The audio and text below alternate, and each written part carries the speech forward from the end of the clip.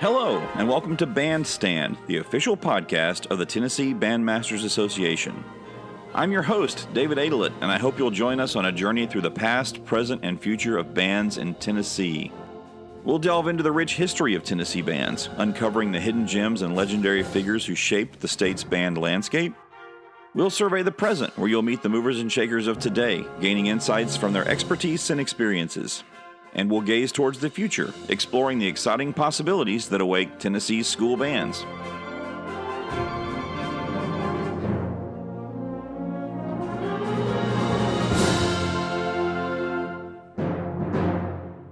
We're joined today by Dr. Nola Jones and Jordan Lalama. Dr. Jones is a legend in Tennessee and across the nation, and she'll be inducted into the TBA Hall of Fame this April. Congrats, Dr. Jones. Thank you, Mr. Aylett. Jordan is a program coordinator and designer for bands across the country and played an integral role with the Pride of Broken Arrow for the past decade. And Jordan and I have been working together for, 4 years now, Jordan, on some projects? I think so, since the pandemic was our first year. Yeah, it's been fun. Yep. Dr. Jones has been a significant figure in the judging community and has judged finals of BOA, DCI, WGI. So I'm excited for this one. This is going to be a lot of fun. Welcome, Dr. Jones and Jordan. Thanks for having us, man. It's awesome. Thank you, David. Look forward to it. We're going to have some fun. So there seems to be so much mystery about how to design for marching band, and many directors, it seems, just end up frustrated and confused by it. I hope today we can provide some clarity on this and give them some tools to improve the product that their kids perform on the field. So what I'd like to start with is the start. It's time to start the design. You've called your first design meeting. What is on the agenda? Well, the good news about these design meetings, David, is now because of Zoom, we don't have to get everybody in the same room at the same time physically. So it really gives us some opportunities that we didn't have before that might have been limited due to budget or proximity. If you're in West Tennessee or East Tennessee and your design person is not near you, or if you're by yourself and you want to call in some people, they can come in for that preliminary meeting without having to commit tens of thousands of dollars for a whole season.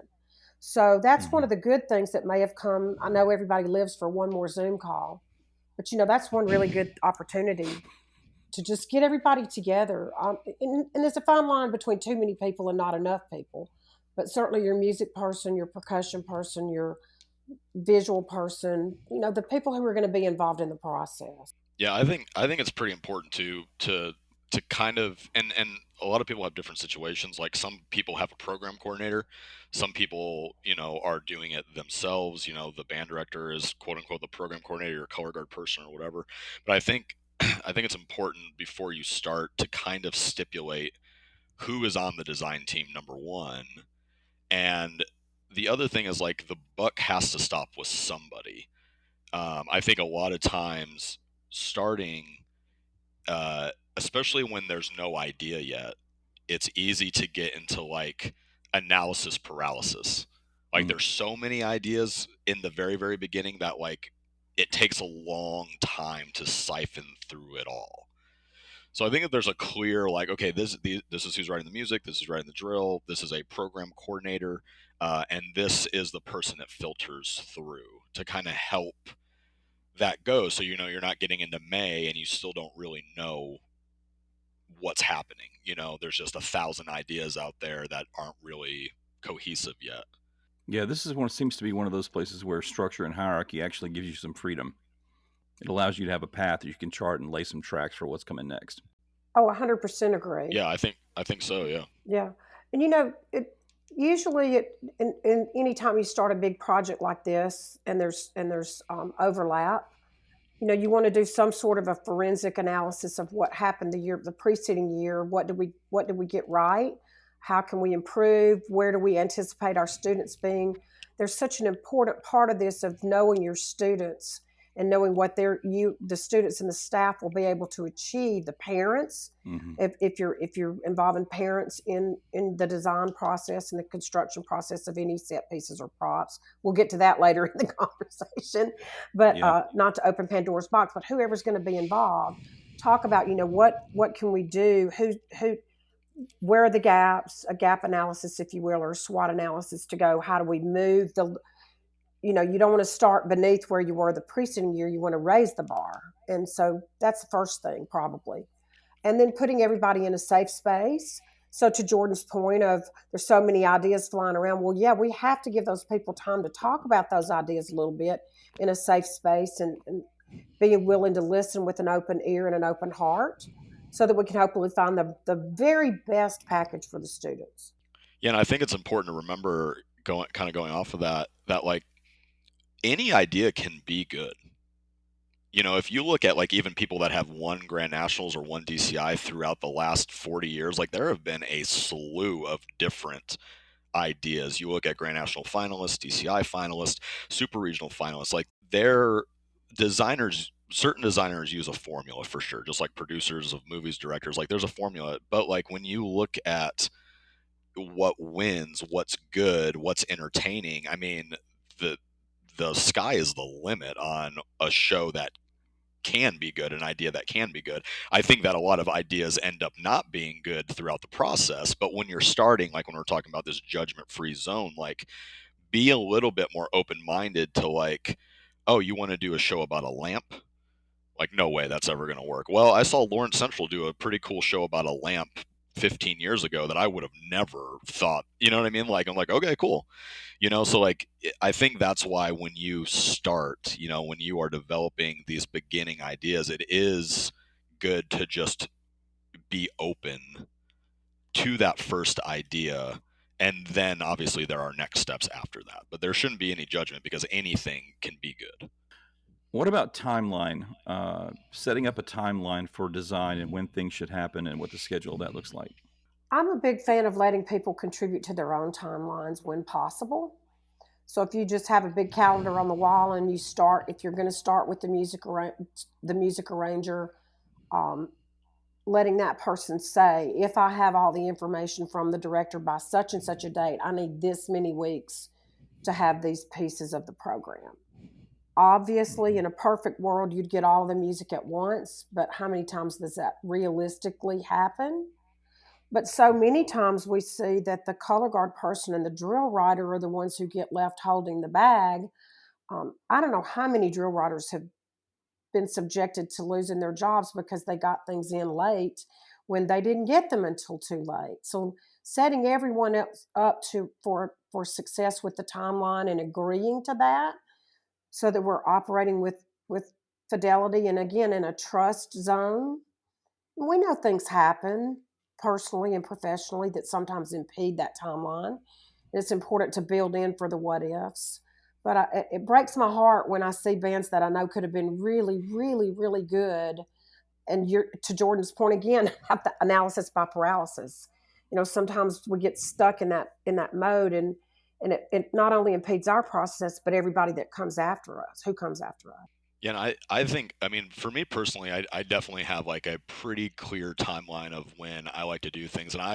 And because of mentors that I have had that have pushed me to be like this, I like to get things done very early. Like for instance, for this upcoming year, all of my show concepts are already done. And so we're already into the color guard uniform, if there's another band uniform, that sort of thing. So I think the one thing that you can never have back is time. So if you can, the earlier you can get things done, I mean, that is the best way to do it. Now, there's a lot of people designing that are in the WGI world right now, like they're worried about winter guard and they're worried about winter percussion, and they should be, and all that stuff is great, winter winds, whatever. But I think like there definitely needs to be an expectation of like, if I'm the band director and I have a design team, set that expectation to say like, okay, like I know you're in the winter thing, but like let's get started on the fall as well. Can we compartmentalize? Can we at least start having these conversations? Because for me, the biggest, and I've made this mistake once in my life, and I never will again, but the most stress that I have is uniforms coming in on time. Because like you can systematically destroy a senior's year if those uniforms don't come in until like the middle of October.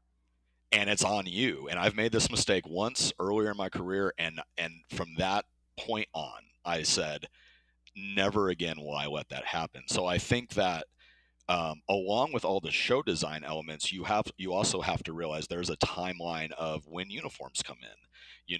Some people have a 12-week, turnaround on that stuff. And like, if you're waiting until June to do that, you're playing with fire a little bit. So, I think with program coordinators, with band directors, whoever's designing your show, you have the creative part of it, but then you also kind of have like the admin part of it as well. And the admin part of it is really the thing that I make sure that I take care of, because man, like, I don't ever want to have that feeling ever again.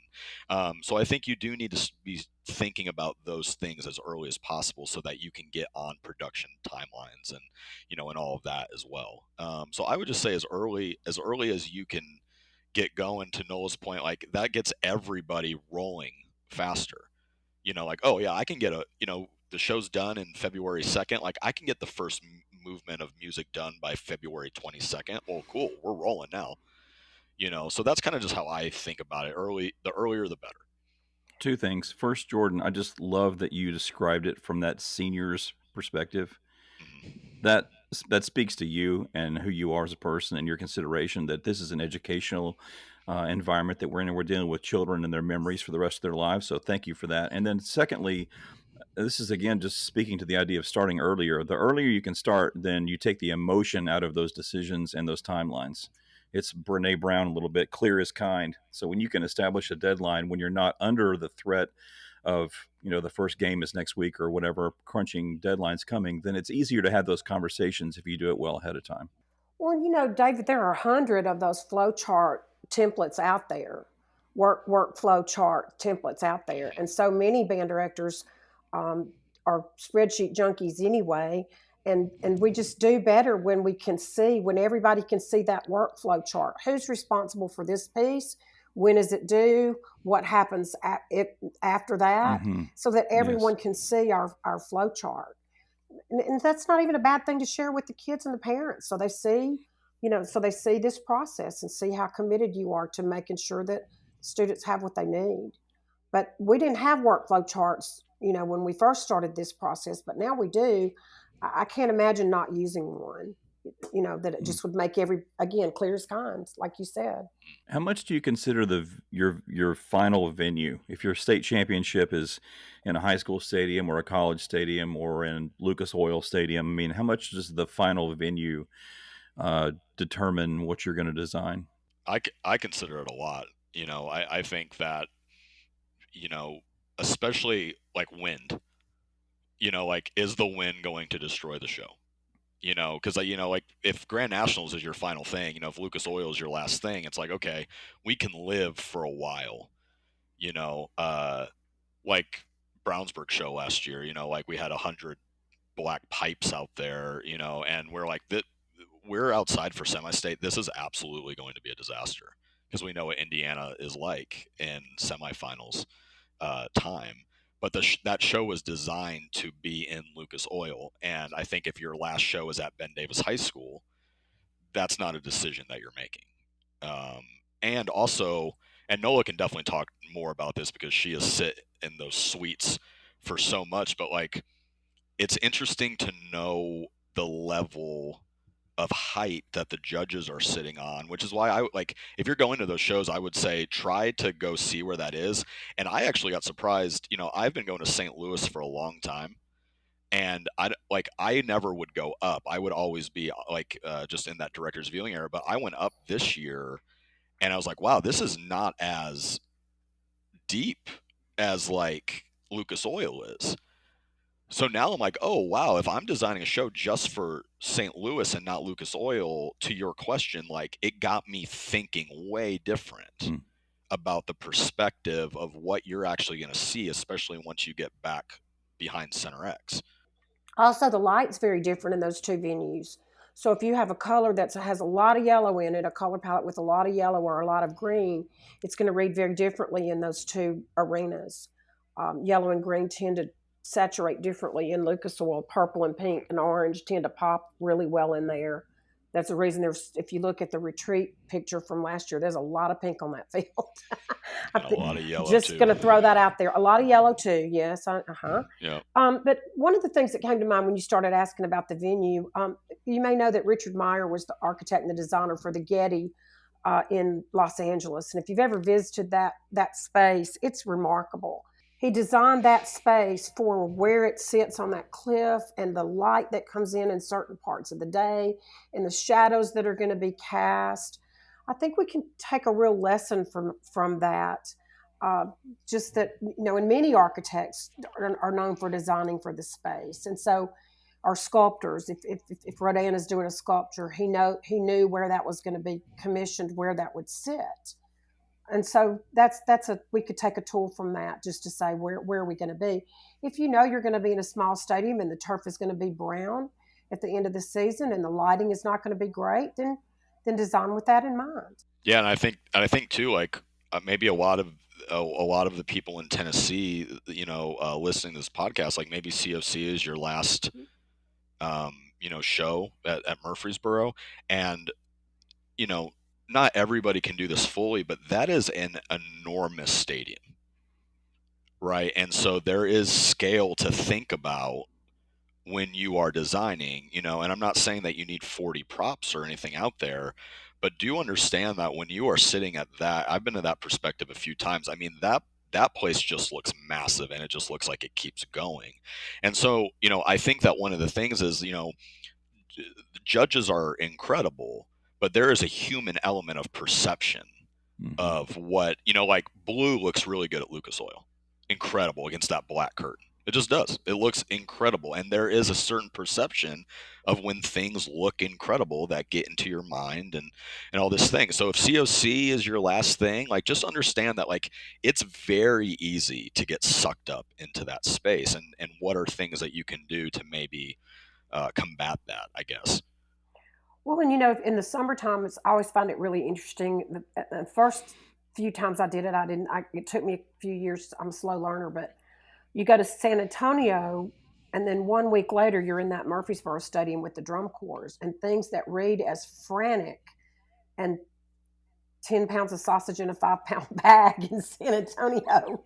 When you get back from them in Murfreesboro and Lucas Oil, they read completely differently. The first time we went into the Mercedes-Benz Stadium in Atlanta, it was like, wow, this is like being on a microscope looking down, straight down onto the groups.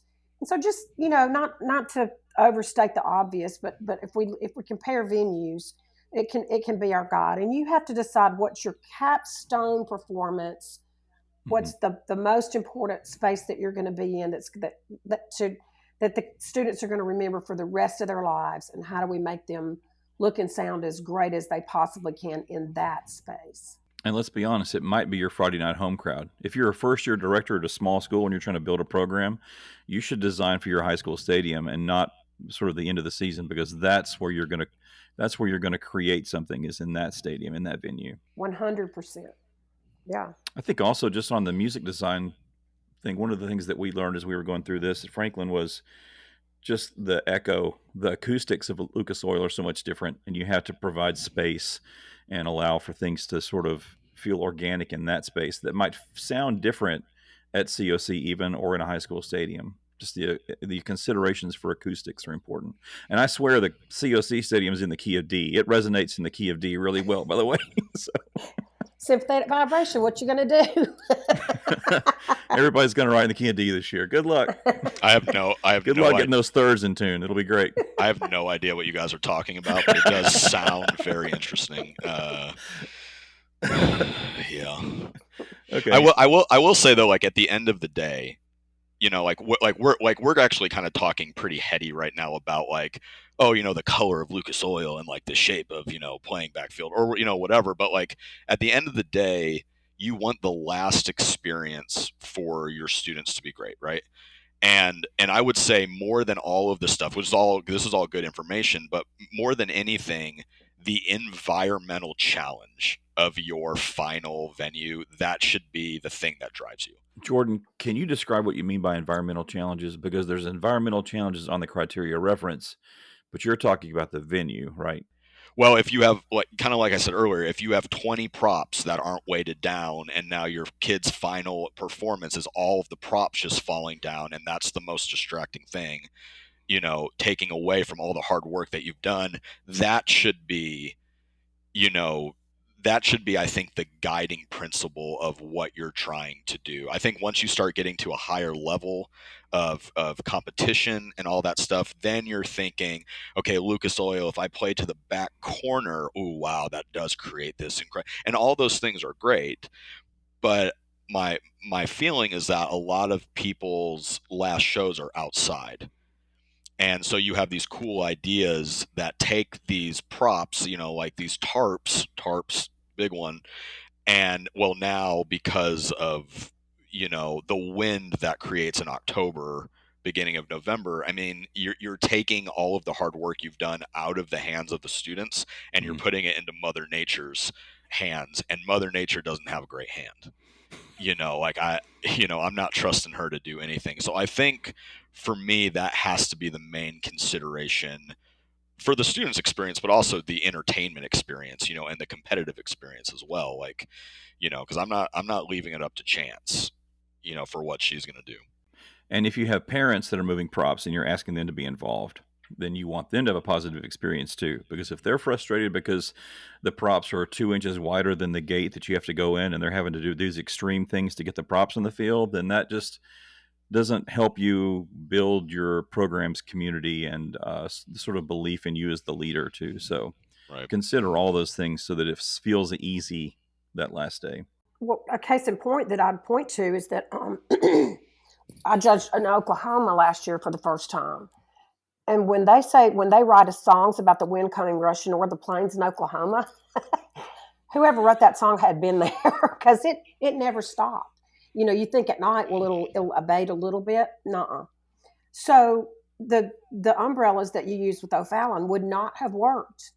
I mean, it would have been Mary Poppins all over the field. So I mean, they didn't work for half the year, you know what I mean? Like, because of that. Well, when I saw them in Lucas Oil at the end, they worked. But I don't know what you went through to get there. Yeah. But it's that's a good example, right? Yeah. Okay, there are a lot of considerations in this. If we think of it all like a pie chart with elements like student skill, venue of your most important performance, size of your group, culture building, rehearsal space and whatnot, your staff, how should directors organize all those considerations if you think of it like a pie chart? If we could just start with who are we? Who are our kids? Who's our community? What is our program? If you just start there, I don't know how you could go really wrong in terms of where to start. I think a pie chart is, kind of what Nola said. It is individualized to the band. Yes. Because no band is the same, and that goes from 400th place at Grand Nationals to first place at Grand Nationals. It doesn't matter who you are. It is all because some people have a really, really small stadium and they only get to use it once a week. Some only get to use it once a month, so I think when you're designing, you have to consider the challenges of that show, and do those challenges fit within what your school has. That can be from a budget standpoint, that can be from a rehearsal space standpoint, a student skills standpoint. I would have a lot to say about that one. That might be unpopular, but we are on a podcast about designing, so I'm hoping you will dive into that. Yeah, well, I would say instead of the student skill standpoint, I would say who's teaching the student standpoint, because I believe personally that students are capable of a lot more than I think we give them credit for. And I don't mean I mean overall, just we in general. We've all, done that, right? But, I think that you have to have people that can teach and pull that out of the students to be able to do certain things. So again, the pie chart is just who you are as a program. And if you know that you have a weakness, don't do that. Don't, if there's a huge piece of the pie that's hey, we only rehearse in a stadium once a blue moon, then maybe don't do a show where you need such a huge perspective, to make that show work, because if you never see the show, then it's hard to make that show from that perspective, right? So yeah, maybe you only rehearse twice a week. If you do that, you don't need a 9-minute show. that has a bunch of tempo transitions and that sort of thing. What your staff is like. If you have somebody for every section, then that's way different than it's you and your assistant band director and the kid that graduated last year that comes over and runs the color guard. I mean, you have to consider who the nuts and bolts of what your program is at that time, and don't bite off more chew than you can chew in those situations. I think that sometimes, to that point, your eyes are bigger than your stomach. Is that the saying? Your Yeah. eyes are yeah. Like, you just watched the Blue Devils play both sides now, and now you're so inspired by the Blue Devils both side now that you want your group to play both sides now, and all this stuff, and you think it's going to be this thing, and it's just not. You know what I mean? Like, I don't care where you're at, it ain't gonna be that. Yep. So, like, I think, like, when you're designing, I think that there has to be a realistic box that you kind of sit in and say, like, who are we, what are we, and what can we actually do? And it's okay that, Blue Devils or Carmel are doing that. That's not who we are right now, and that's all good. You're going to be more successful within your realm to do the things, to within your pie chart, or within your weaknesses and your strengths, than trying to be somebody else because you think that's what you need to be. Well, and and realizing that if you choose to play both sides now, you're probably they're not you personally, but the band, the ensemble is probably going to be compared to the latest rendition of what they heard, and maybe that's not a great comparison right now. Hmm. I think also taking inventory. If you have a 30-piece band, they're probably huge orchestral works or huge soundtracks might not be the best soundtrack for your um, ensemble, at least starting out, until you've had a lot of experience with your design team working together and everyone knows. If you don't have an electronics person who's going to be there on a regular basis, I Hmm. can't tell you how many times I've gone out to smaller schools and mentioned, well, the electronics balance is a little bit problematic. How are we going to what are we going to do to address this? Oh, well, our electronics guy's flying in 2 weeks from Thursday, and he'll be with us for 12 hours to get all the levels set. Well, and I don't mean that sarcastically, but to assume that you're going to build a program around that soundscape, it might be part of it, but just making sure that you have a staff in place. I'm pretty sure Vandegrift, with their beautiful dancers that they use, they have a dance professional who's on staff with them, and that's why they can rely so heavily on that dance ensemble.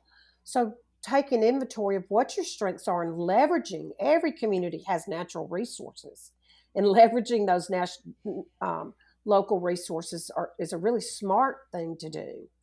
In so many ways, because then you are building relationships within your community as well.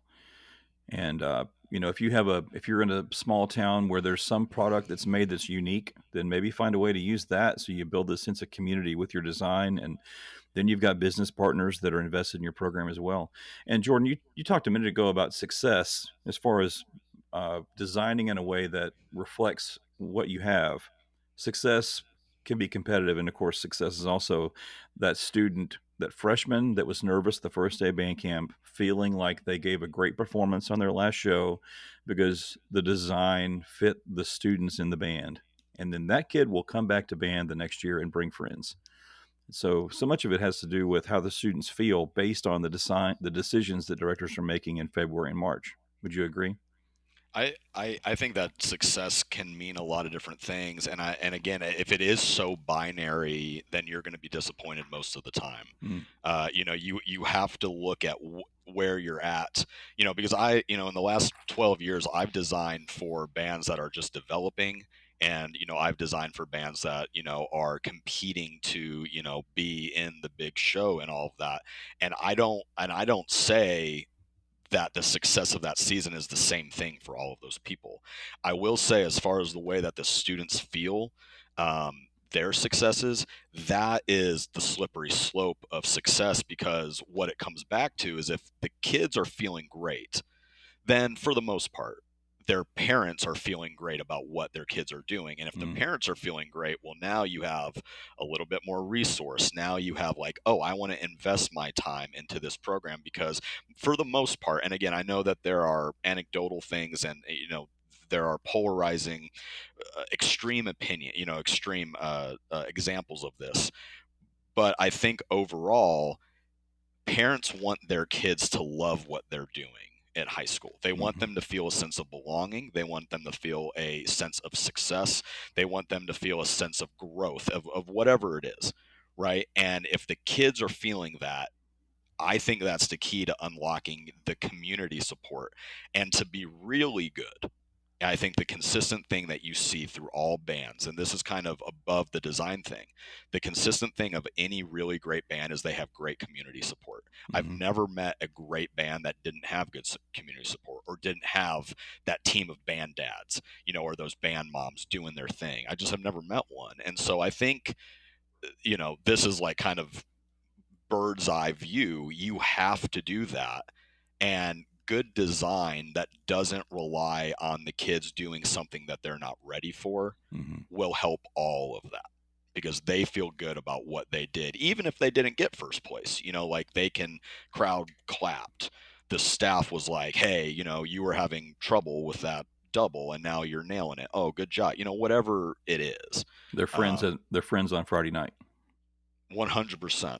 100%. Dude, I saw you do that little thing that you did. Oh yeah, great job. And that's the football crowd saying that. So now you feel cool. I would say and we've talked about this, David, like one of my big things is that, and I love football and I love cheerleading, I love sports. So this is not to say that anything against them, but I want the color guard that I designed for to look better than the cheerleaders when they go out on Friday nights. Because I want to change this perception that band isn't quote unquote cool, or not as cool as cheerleading, which, for the record, I think cheerleading is really cool.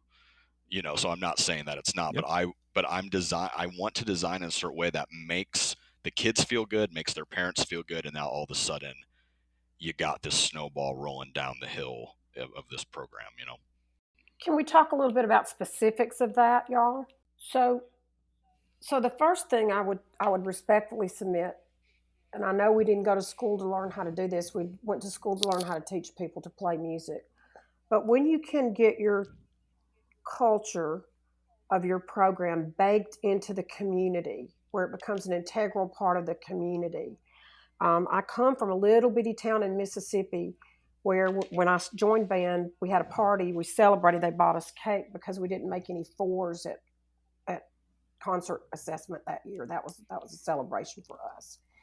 And now that little school is just, the community lives for the band program, and it's changed the whole tenor of that community. And kids grow up, we're into the third generation now of children who are born knowing they're going to be part of that band program. And when you can do that, I consider that a success long term. It's not about the competitive placement ever.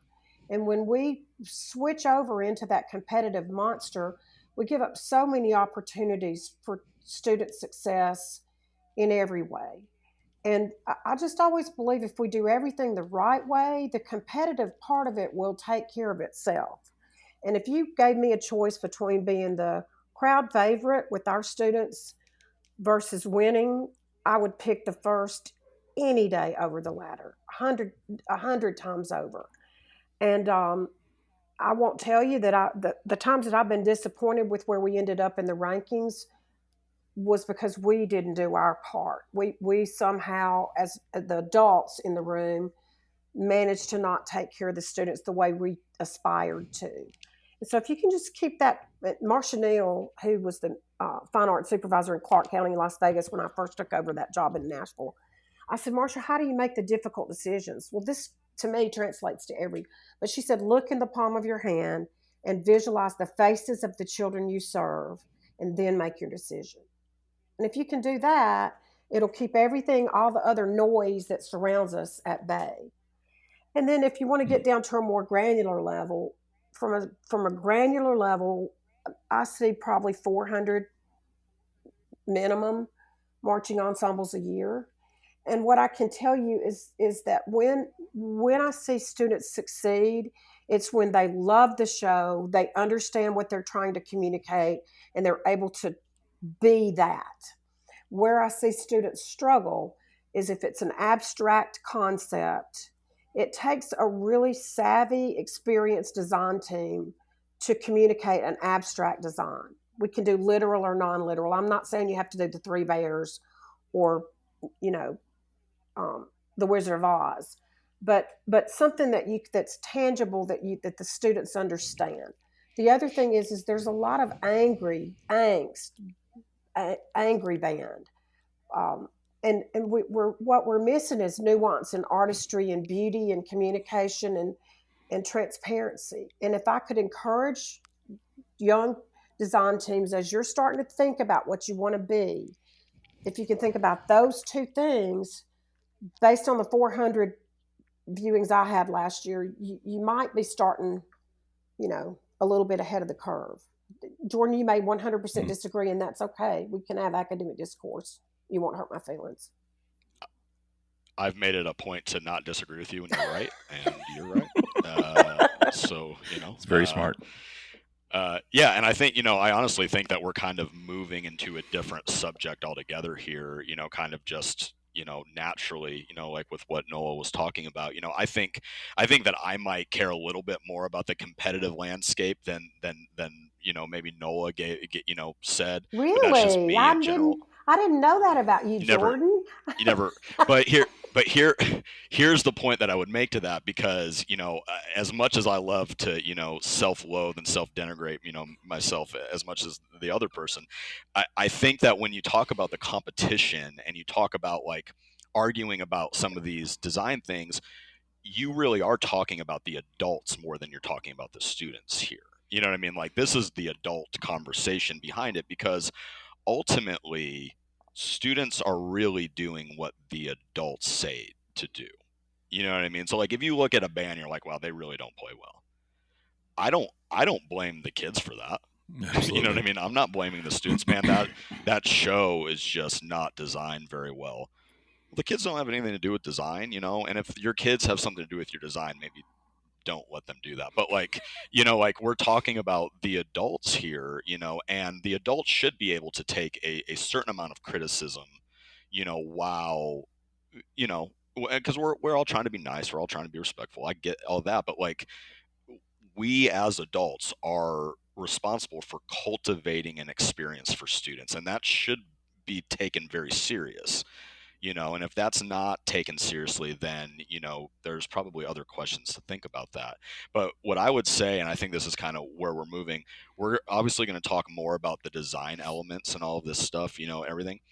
I'll say what I have found, and I'm going to sound like my first mentor ever here. You have to play better. Like, you have to play music better, period. No matter, like, and stop. Because we're going to get into, these other things that we're talking about. But if you don't play well, that can ruin every other part of your design. Visually, marching wise, it just will. And I think that is something, because we're going to get into props and costuming and all these things. And so I'm just going to start the conversation with saying everybody has to play better than what they're playing right now, period. And so I guess we can use that as a diving board right there. This is the end of part 1 with Dr. Nola Jones and Jordan Lalama, where we talk about designing for marching band. There's a part 2 that'll be released after TMEA in April, so check back for that one. Thanks a lot. Thanks for listening to Bandstand. If you have topic suggestions or need to get in touch with us, email us at tbabandstandpodcast@gmail.com. Your input is important to us. And if you have a topic you'd like us to discuss about the past, present, or future of Tennessee bands, please let us know. Again, that email is tbabandstandpodcast@gmail.com. Right now, we're broadcasting on Spotify and YouTube, so please subscribe, review, and rate. Box 5, please. And more importantly, share this podcast with your friends. See you next week.